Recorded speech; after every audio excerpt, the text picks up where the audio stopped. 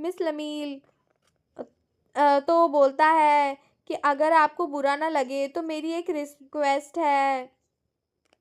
तो बोलता है कि मैं चाहता हूँ कि इस शादी में आने के लिए कुछ शर्त रखी जाए।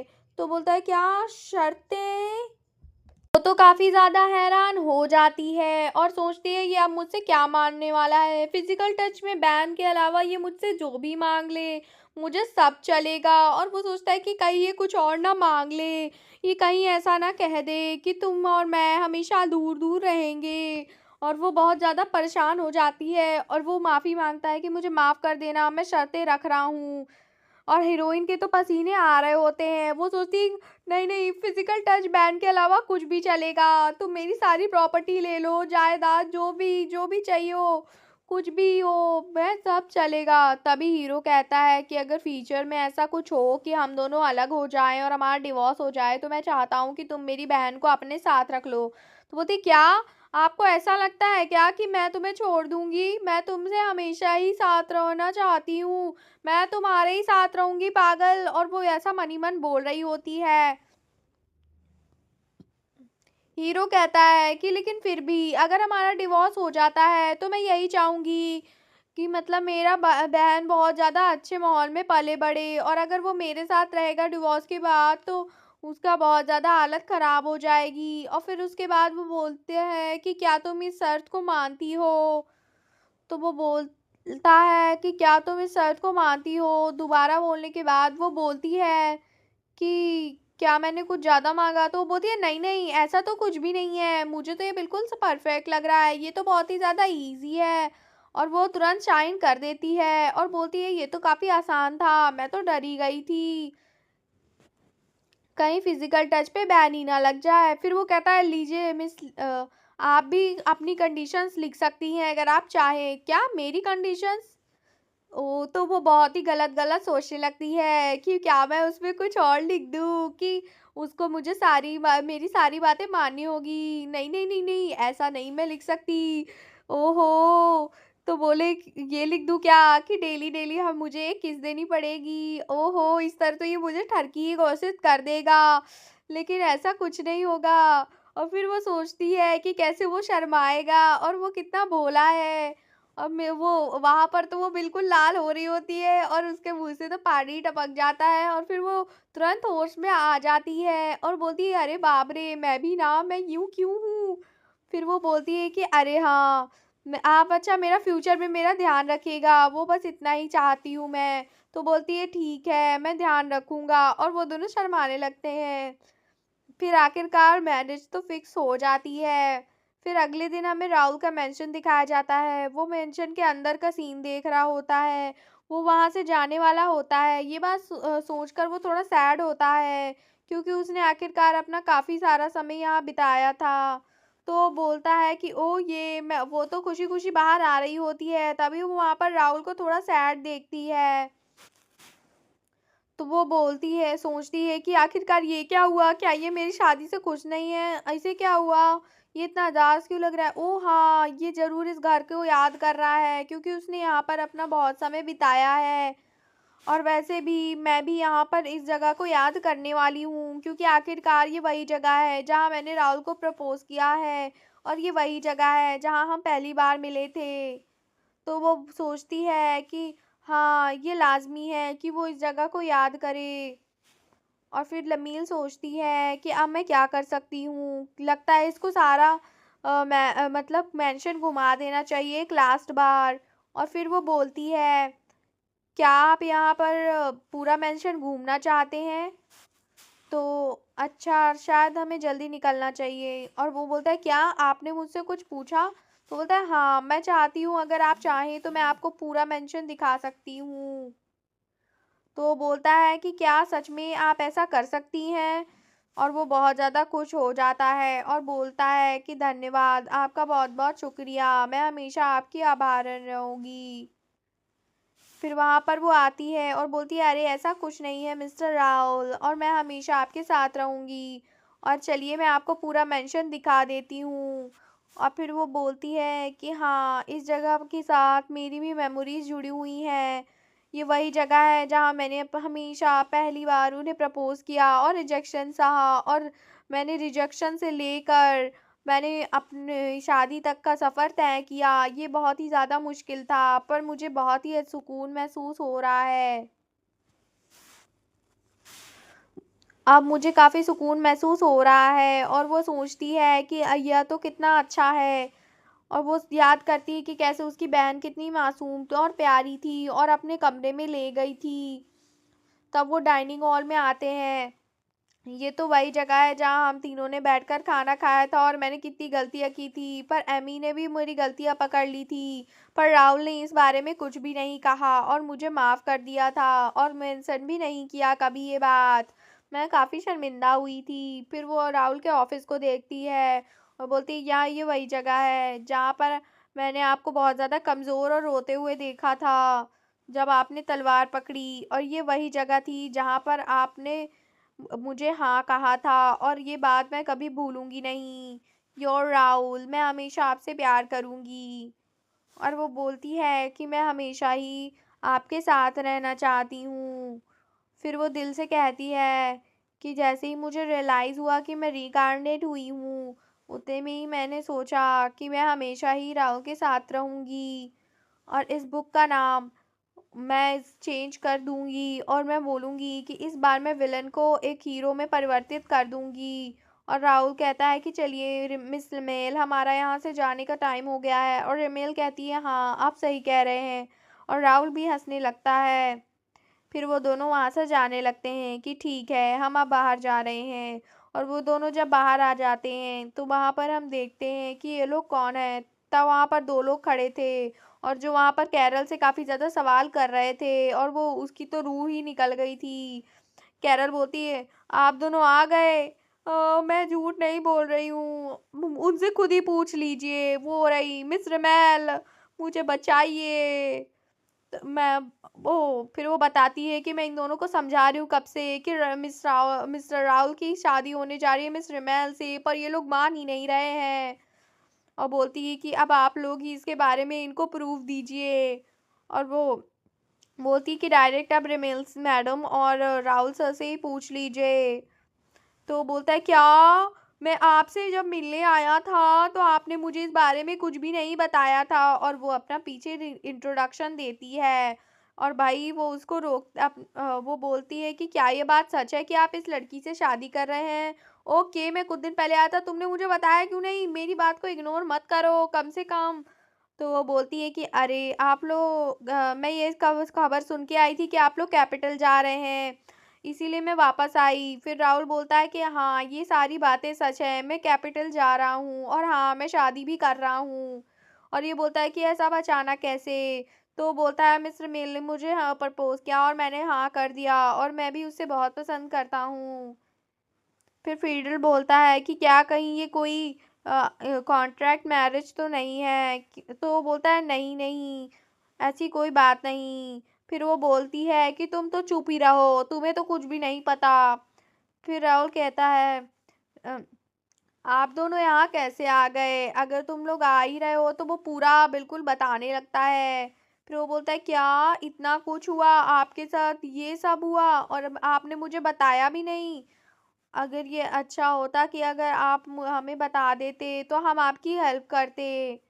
ये कुछ ज़्यादा अजीब नहीं था। मैं ये तो कुछ गड़बड़ है। तो वो बोलता है कि अरे हाँ वो कुछ बकवास की थी, जब मैंने उससे लड़ाई की तो मेरे बॉस ने मेरा डिपार्टमेंट ही चेंज कर दिया, तभी वो उसका मैंने उसका कॉलर भी पकड़ लिया था। चलो ये कोई बात नहीं है, चलिए इस बारे में हम बात करना बंद करते हैं। वो तीनों कहते हैं, अच्छा ऐसा हुआ था, तुम्हें अपनी बात काफ़ी सेंसिबल लग रही है, तुम तो कितने बुद्धू हो। तो हीरोइन कहती है कि क्या आप दोनों मेरे साथ कैपिटल चलना चाहेंगे? आप मेरे फैमिली के नाइट बन सकते हैं और हमेशा मेरे लिए काम कर सकते हैं। वो बोलती, क्या रॉयल फैमिली के नाइट? और वो दोनों तो तुरंत बात करने लगते हैं, और वो बोलते हैं कि सेफ्टी पर्पस के लिए बैंडलास और वो भी हमारे साथ आ रहे हैं, तो क्या आप दोनों भी चलना चाहते हैं? तो वो बोलते हैं, हाँ ठीक है, अगर इतनी ऐसी बात है तो हम भी आप दोनों के साथ ही जाएंगे। और ये बात सुनकर वो काफ़ी खुश हो जाती है और बोलती है ये तो बहुत ही अच्छी बात है, हम कुछ दिनों बाद ही आपके मेंशन में आ जाएँगे। और मिस रेबेल कहती है कि हाँ, बिल्कुल। फिर वहाँ पर कैरल जो है कार्ट का दरवाज़ा खोलती है और बोलती है प्लीज़ जल्दी आइए मिस। फिर वहाँ पर वो देखती है कि वो काफ़ी नीचे होता है, लेकिन फिर भी वहाँ पर व्हीलचेयर नहीं जा सकती थी। ये बात देखकर वो थोड़ा सैड हो जाती है और वो सोचती है कि ये सब कैसे हो रहा है।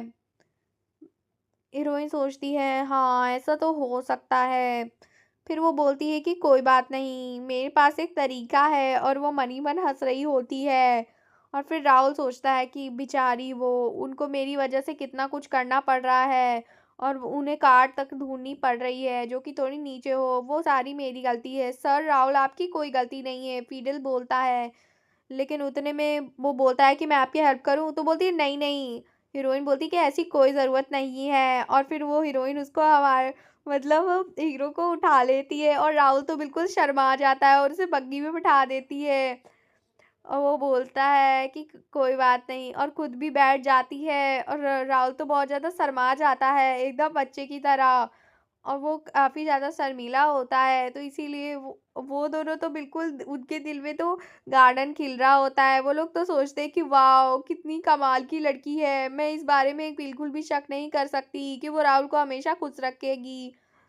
फिर वो बोलती कि हाँ, मैं भी ब्लश कर रहा हूँ, ये कितना अच्छा है। चलिए मिस, अब हमें चलना होगा, मुझे माफ़ कीजिएगा। और वो वहाँ पर बैठ जाती है अच्छे से और दरवाज़ा ढक लेती है और वो दोनों भी उसे बाय कहने लगते हैं। योर मैजेस्टी, आप आराम से ट्रैवल कीजिएगा। वो बोलती है तभी राहुल वहाँ पर चुपचाप बैठा हुआ होता है और यहाँ पर हीरोइन तो बहुत ज़्यादा चीज़ें सोची होती हैं। वो सोचती है कि वाओ, जब भी हम कैरेज में बैठेंगे मैं अपने राहुल को उठा सकती हूँ, वो कितना सुंदर है और वो सोचेगा कि मैं कितनी स्ट्रांग हूँ और मेरे प्यार में घायल हो जाएगा। ये बात सोच सोच के वो काफ़ी हंसने लगती है। तभी वो सोचती है ओहो, मुझे तो यकीन नहीं हो रहा।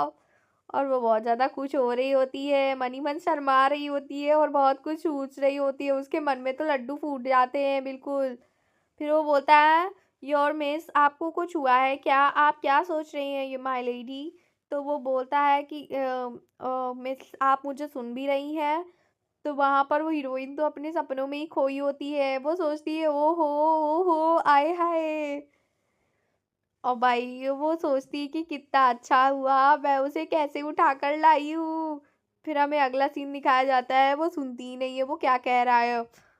और फिर हम लिमील के स्टेट की तरफ का सीन देखते हैं, वो अब पहुंचने ही वाले होते हैं। और फिर वो वहां पर काफी थोड़ा सा हेजिटेट कर रहा होता है क्योंकि वो पहली बार उस जो है पेरेंट्स से मिलने वाला था। वो बोलता है मैं आज अपने इन लॉज से मिलूंगा, पता नहीं कैसा हो, फीलिंग आएगी। और तभी वहां पर वो बोलती है कि आप मेरी फैमिली की तो बिल्कुल भी फिक्र मत करें, मेरा भाई वगैरह तो सभी बहुत ही अच्छे हैं, मेरे माँ बाप भी आपको तुरंत अपना लेंगे, आप तो ठीक तो हैं। तो बोलती है कि अरे हाँ, मैं तो ये बात भूल ही गई थी, मेरा भाई कैसा सा है। तो बोलता है कि ठीक है, मतलब मुझे कुछ नहीं हो रहा है। और वो सोचती है कि लगता है कैपिटल आ चुका है और अब हमारे उतरने का वक्त आ गया। फिर वो बोलती है कौन आया है, हमें डिस्टर्ब किसने किया, कैपिटल अभी नहीं आया। और तब वो देखती है कि वो उसका भाई होता है।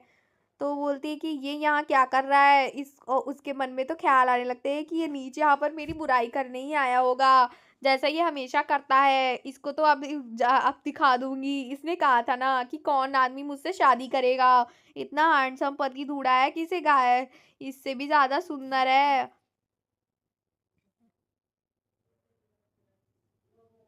वो सोचती है कि अब तो इसे मैं जला के मार ही डालूंगी, इतना हैंडसम पति ढूंढा है ना मैंने। फिर वो ब्रमील का भाई घोड़े से नीचे उतरता है और बोलता है ओ सिस्टर, तुम क्या मुझे तुम्हें ये बात नहीं पता कि जब भी कोई गेस्ट आता है तो हम उससे मिलने खुद आते हैं। वो बोलती है क्या, ऐसी बात है क्या। तो बोलती है ओ बेवकूफ हो क्या तुम बहन, तुम्हें तो कुछ भी नहीं पता। वो बोलती है ये तुम ज्यादा मत बोलो वरना मैं तुम्हें खत्म कर दूंगी। वो बोलता है ये सब छोड़ो, मुझे जीजा जी से मिलने दो। और फिर वो बोलता है कि चलो आखिरकार मैं अब मिलने वाला हूँ। सर राहुल कहाँ पर हैं और बताओ मुझे जल्दी। और वो जल्दी से अपनी टाई वाई ठीक करता है और वो सोचता है कि अब मेरा फर्स्ट एक्सप्रेशन तो मैं ऐसा डालूंगा कि वो मुझे देखकर इम्प्रेस ही हो जाएंगे। और वो बताया सोचता है कि मैं कैसे बताऊंगा कि मैं क्राउड फैमिली का रिप्रेजेंटेटिव हूँ। और वो बोलता है कि देखो शीशा देख के आई हो कि नहीं, तुम तो एकदम भूत की तरह लग रही हो। फिर वो बोलती है चुप रहो। और फिर वो वहां पर वो बोलता है हेलो सर राहुल, मैं हूँ मैं हूँ सिब्रिक राहुल, मैं यहाँ पर आपको लेने आया हूँ। राहुल बोलता है आपसे मिलकर बहुत ज़्यादा खुशी हुई, मेरा नाम है राहुल आर्नर। तो सिब्री कहता है कि मुझे आपसे मिलकर बहुत खुशी हुई, आप बहुत अच्छे इंसान हैं। वो बोलता है ऐसी तो कोई बात नहीं, आप दोनों बहुत ज़्यादा सिबलिंग्स हैं इसलिए एकदम एक जैसे लग रहे हैं। तो वो बोलता है कि हम दोनों एक जैसे दिखते हैं। तो एक दूसरे को देखने लगते हैं कि राहुल ध्यान से देखो, मैं इस डॉगी सी शक्ल के साथ थोड़े ना हूँ, आप तो कोई यकीन है कि मैं इस डॉगी की तरह दिखती हूँ। तो वो बोलती है तुम चुड़ैल, तुम मेरी तरह कभी दिख नहीं सकती हो। तो वो बोलता है कि अरे नहीं नहीं, वो आपके बाल, आपके लुक्स और सरनेम सब सेम है, तो मैंने गेस लगाया कि आप भाई बहन हो सकते हैं।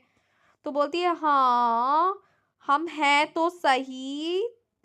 तो वो बोलता है कि क्या प्लीज आप लड़ना बंद कर सकते हैं, मैं बहुत गलत था क्या। तो वो बोलते हैं, नहीं हम भाई बहन हैं। तभी वो वहां पर उसकी छोटी बहन उतर जाती है। एमी इससे मिलो, ये मेरा छोटा भाई है। एमी उसको बहुत ही पोलाइटली ग्रीट करती है, मेरा नाम है एमी। और वो बोलता है वाह तुम बहुत ही प्यारी हो, मुझे आप से मिलकर बहुत खुशी हुई माय लेडी। तो वो बोलती है कि आप मुझे भाई सिबरी कह सकती हो या फिर बिग ब्रदर भी बुला सकती हो। तो बोलती है क्या मैं आपको बिग ब्रदर बुला सकती हूँ, बिग ब्रदर। तो तभी वो लिमेल पीछे से बोलती है ओ बड़े भाई, बिग ब्रदर बनना चाहते हो तुम, इधर आओ बड़े भाई, मैं तुम्हें बताती हूँ कि बड़े भाई बनना होता क्या है। और वो बोलता है चुप रहो, मेरा इंप्रेशन खराब मत करो। और वो वहां पर काफी ज्यादा क्रीपी स्माइल्स करने लगते हैं। फिर वो वहां पर पैलेस का सीन दिखाया जाता है। मैंशन के पास जब हम पहुंच जाते हैं तो हमें दिखाया जाता है कि अरे आपके पेरेंट्स अंदर इंतजार कर रहे हैं। राहुल काफी घबराया हुआ होता है कि पता नहीं क्या होगा, ये लोग आखिरकार हैं तो रॉयल। और मुझे सोचना होगा कि मुझे क्या ऐसा करना चाहिए। राहुल बहुत कुछ सोच रहा होता है। जैसे ही वो दोनों उसकी तरफ देखते हैं, उनकी सीरियस निगाहों को देखकर तो एक बार को वो घबरा ही जाता है। लेकिन फिर वो सोचता है कि नहीं नहीं, ऐसा कुछ नहीं होगा, ये मेरे इन लॉज हैं, मुझे इनके साथ रहना होगा। और वो उनके बारे में सोचने लगता है कि ये दोनों शादी करते हैं और कैसे वो पहले एक कॉमनर थी और कितनी फेमस स्टोरी है। राहुल अपना नाम बताता है कि मैं हूँ राहुल और मैं हूँ राहुल आर्नर। तभी वो जैसे ही हाथ मिलाते हैं पोलाइटली तो उसकी माँ उसको काफ़ी अजीब तरीके से देख रही होती है और वो पूछती है कि ये छोटी बच्ची कौन है। तो वो ग्रीट करती है कि मैं हूँ एमी आर्नैन। तो वो बोलती है ओ मैं भाई की छोटी बहन हूँ। वो सोचती है अरे बाप रे, मैंने कितना गंदा इंट्रोडक्शन दिया है, मेरे साथ क्या होगा, मैं तो बिल्कुल भी रॉयल नहीं लग रही थी, क्या मैम मुझे यहाँ से निकाल देंगी, मैंने तो बिल्कुल डोंकी जैसी आवाज़ निकाली। कहती है जैसा मैंने एक्सपेक्ट किया था ये तो बिल्कुल भी वैसी नहीं है। तो गाइज मिलते हैं नेक्स्ट एपिसोड में, थैंक्स फॉर वॉचिंग।